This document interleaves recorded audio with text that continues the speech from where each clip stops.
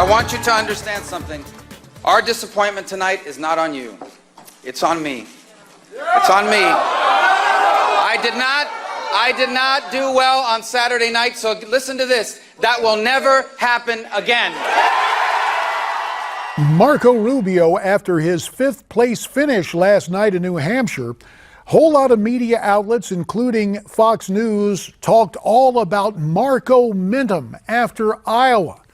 But left-leaning outlet Huffington Post had a very different take on the story today. Take a look at this. The bot bombs, talking about robotic Rubio, and HuffPo claiming that Rubio's campaign has, quote, effectively collapsed. But has it really? Let's bring in our panelists. Skyping in from Tampa, Florida, Democratic media strategist and Vice President of CakeCom Public Relations, Franco Ripple. And via telephone from Cincinnati, the former Secretary of State for Ohio, Ken Blackwell. Ken, now Senior Fellow at the Family Research Council. So, Franco, you're our Democrat. We don't expect kind words for Republicans. But what about Rubio's campaign? Is it in free fall, or can he recover? Well, it's tough. Before I say anything uncharitable about Marco Rubio, who is, my home state senator, I'll say this. This underscores how high the stakes are in things like these national debates on these primary and caucus nights. It really underscores, who's ready and who's not. And maybe this showed what some people in Florida have been saying for a while, which is perhaps Marco Rubio isn't quite ready for the primetime stage. Again, as I've said in the past, he's gone from being Speaker of the Florida House of Representatives to now a leading candidate for president. I do believe he remains a leading candidate. He remains perhaps one of the most dangerous candidates for Democrats to oppose. I wondered if it was going to be a Rick Perry moment for him. The New Hampshire results seem to indicate that it might be, but I don't think all hope is necessarily lost yet, just like it is for Chris Christie for sure. Let's go. No surprise. That's right. Both Christie and Carly Fiorina now out of the campaign with their announcements today. Ken Blackwell, you and I are a couple of Republicans. Your evaluation of the Rubio campaign, has the bottom dropped out?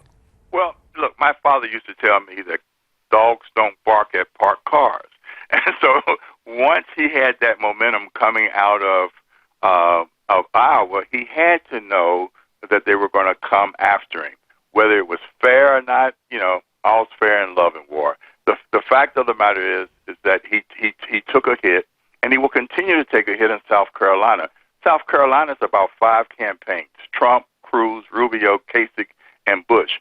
And Bush has to keep focusing on Rubio. So Bush has a good ground game. He has plenty of money. Rubio is on the ropes. He will stay in the crosshairs. I don't think Kasich is really going to play in South Carolina. And the question will be, will Cruz focus on Trump? Will Trump focus on Cruz or Rubio? And that's what makes politics so interesting. There are I believe, only 4 campaigns that have the necessary ingredients to go the distance, and that's Trump, Cruz, Rubio, and Bush. And let me take up that last theme with Bush, and let me go back to the Floridian. Never mind the fact he's a Democrat. Bush versus Rubio, the Florida fight in South Carolina. Traditionally, the Bush family has had strong connections in South Carolina. Do you think that will help Jeb?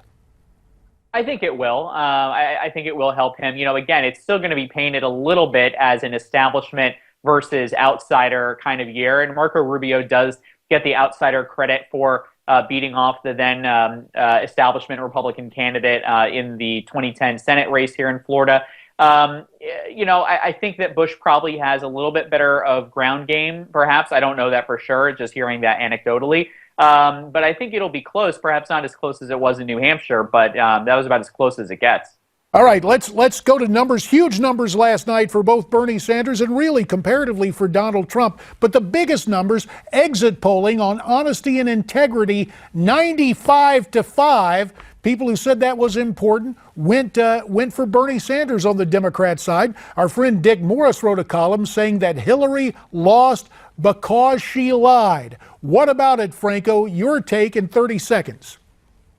Well, that's patently ridiculous, and consider the source on that one. But I will say, if we're going to talk about turnout, what we actually need to talk about is the fact that if you look at Iowa and New Hampshire, you have 11 Republican candidates running for president, and they turned out virtually the same number of voters in both states as 2 Democrats did. 170 to 180 in Iowa, and then I believe 280 to 260 in New Hampshire. Virtually the same turnout with a fraction of the candidates running. Republicans do not have the enthusiasm that they say they do. Instead, they have a fractured party. You are working overtime with the PR spin and being there with Hillary. But, Franco, we appreciate it. Skyping in from Tampa, Ken Blackwell via telephone from Cincinnati.